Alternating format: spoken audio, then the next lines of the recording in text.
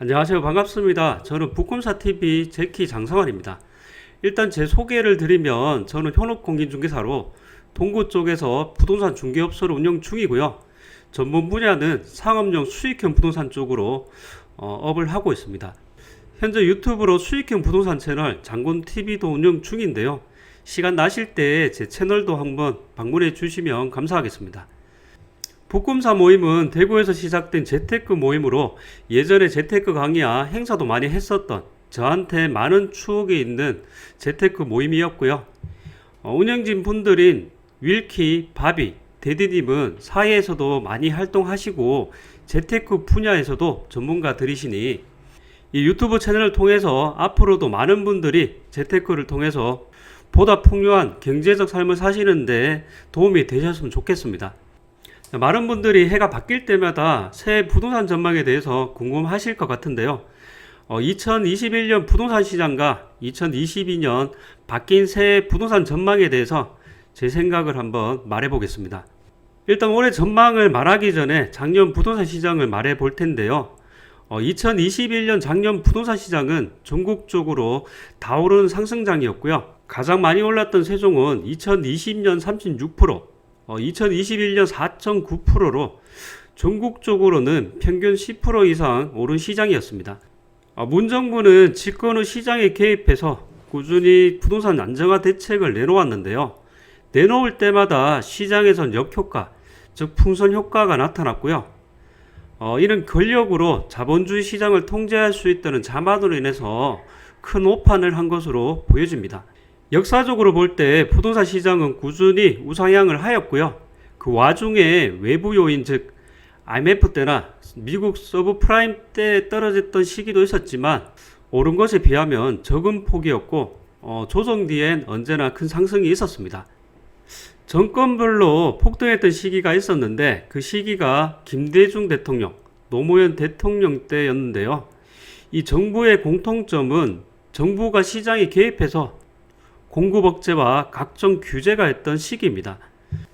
통계 자료를 보시면 정부의 과도한 시장 개입은 오히려 역효과가 나타난 것을 알 수 있는데요.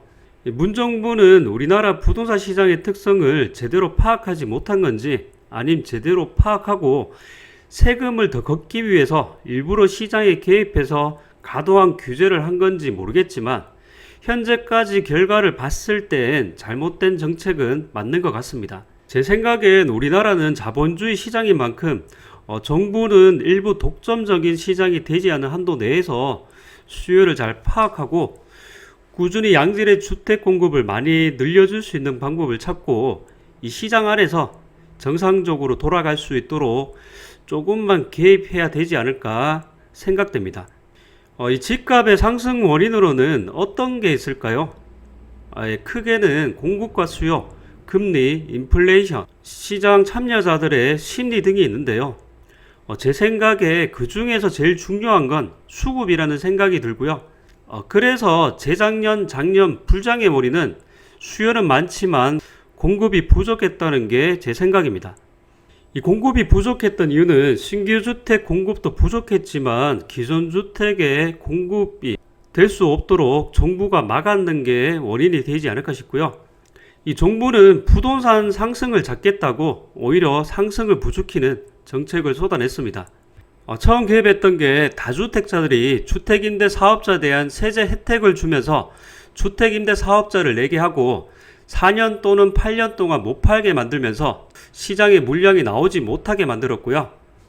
이로 인해서 시장에 기존 주택들 물량이 적게 나왔습니다. 자, 그러다가 이걸 풀어주면서 투기가열지구와 조정대상구역을 확대하고 우리 같은 투자자들은 규제가 없는 지역으로 옮겨서 투자하면서 전국적으로 집값이 올랐고요. 이런 규제지역 지정으로 인해서 양도세 때문에 팔고 싶어도 높은 세금으로 인해서 시장에 나오는 매물이 극히 적어졌습니다. 거기다가 서민들을 위한 법이라고 나온 임대차 3법이 안 그래도 없는 전세 시장에 전세 매물이 더욱 없어지는 그런 결과를 만들었고요. 이런 역효과로 인해서 전국적으로 다 오르다 보니 무주택자들은 지금 안 사면 내 집 마련을 하기 힘들 것 같다는 심리도 상승의 원인이 되었다고 볼 수 있습니다. 작년의 경우 수도권에서 먼저 시작되던 불장이 강력시에서 지방으로 확대되었고요. 이렇게 불이 붙은 시장도 금리 인상 소식으로 인해서 작년 중순부터는 먼저 시작되었던 수도권과 강력시는 거래량도 높고 호가만 높은 시장이 되었습니다. 이렇게 정부의 지나친 부동산 시장 개입과 함께 과도한 징벌적 세금으로 인해서 다주택자들의 입장에서는 높은 양도세로 인해 증여 또는 버티기로 시장에 나오는 매물이 제한적이었고요. 나오더라도 양도세를 매매가에 포함시켜 내놓으면서 높은 호가와 함께 가격 상승을 부추겼습니다. 그리고 높은 가계부채로 인해 정부에서는 대출 규제 카드도 꺼냈고요. 이런 대출 규제는 집 없는 서민들 뿐만 아니라 더 좋은 곳으로 옮기고 싶은 1주택자, 즉 실거주자 또한 높은 매매가와 사고 싶어도 대출 규제로 인해서 사지 못하는 안타까운 시장으로 변했습니다. 제 생각에는 과거에도 현재에도 정부에서 과도한 시장 개입은 부작용을 일으켰었고, 자유민주주의와 자본주의가 기본인 나라인 만큼 정부의 과도한 시장 개입과 징벌적 세금은 부작용을 야기하므로 지금까지 해왔던 정책을 대폭 수정해야 되지 않을까 생각이 들고요. 문정부 같은 경우에는 이제 임기가 얼마 남지 않았기 때문에 바꿀 수 없겠지만 다음 정권은 바꿔야 되지 않을까 하는 게 제 생각입니다. 지금은 거래량이 많이 주춤하고 대선을 앞둔 시점에서 어떤 정권이 들으셨냐에 따라서 눈치를 보는 시장으로 바뀐 것 같고요. 이로 인해서 올해 부동산 시장은 변곡점의 시장이 아닐까 싶습니다. 현재 부동산 시장 분위기는 아직은 상승장이 유지된다고 볼 수 있지만 팔려고 내놔도 안 팔리면서 거래폭이 줄고 상승폭이 둔화되고 일부 지역은 하락으로 바뀌고 있는 분위기입니다. 거기다가 미국이 금리 인상을 하면서 우리나라도 금리 인상 압박에 부딪혔는데요. 자, 이런 금리 인상으로 인해서 많은 분들이 가격이 떨어진다고 생각하십니다. 저는 아파트보단 상업용 부동산을 전문으로 하는 중개사이기 때문에 상업용 부동산 투자자들을 많이 만나는데요.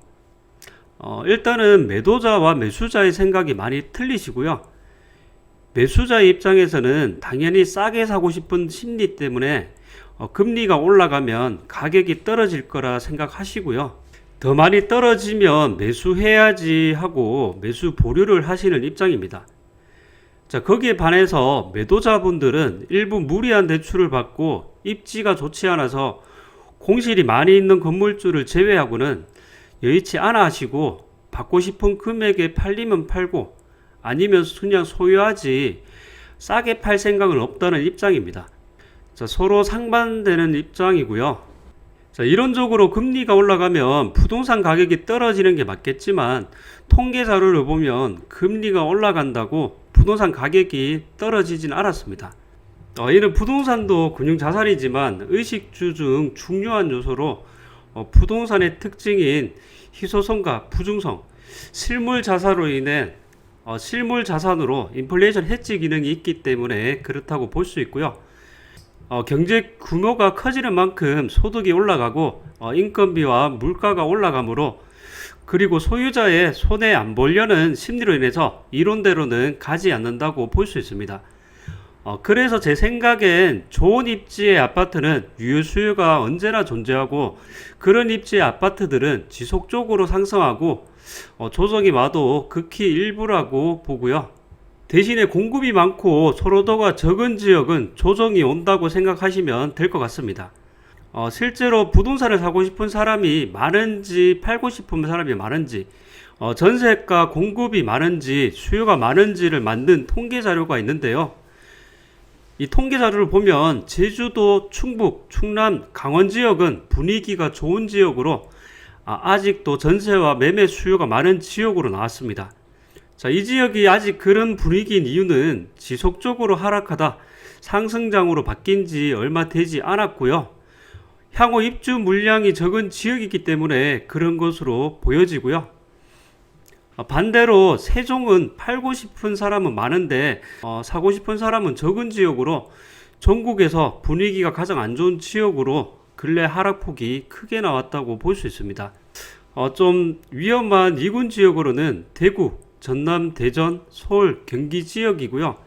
이 지역은 팔고 싶은 사람 많은데 사고 싶은 사람은 별로 없는 지역과 2023년 공급 입주 물량이 많은 지역입니다. 이렇게 지역별로 분위기가 다르다고 볼 수 있지만 평균적으로는 소강기에 접어든 상태라 볼 수 있고요.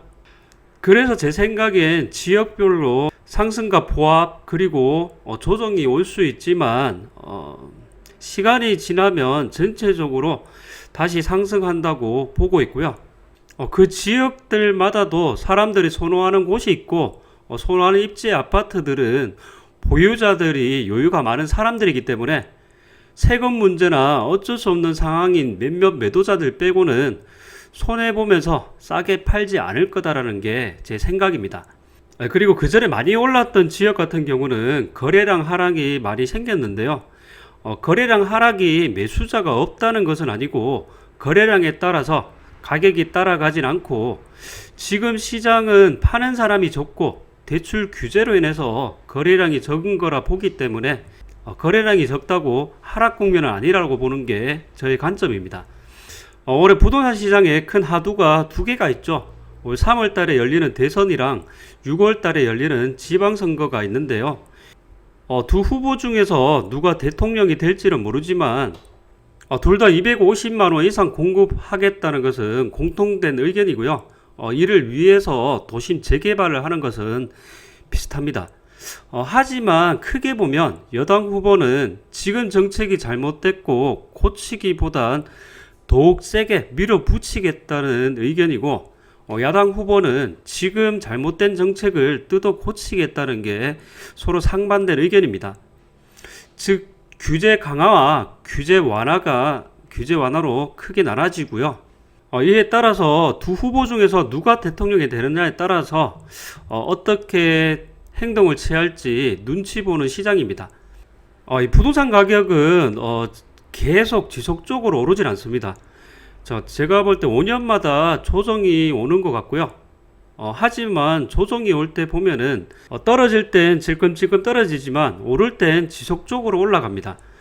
최근 27개월간 2019년 8월부터 지금까지 총 32% 정도 올랐고요.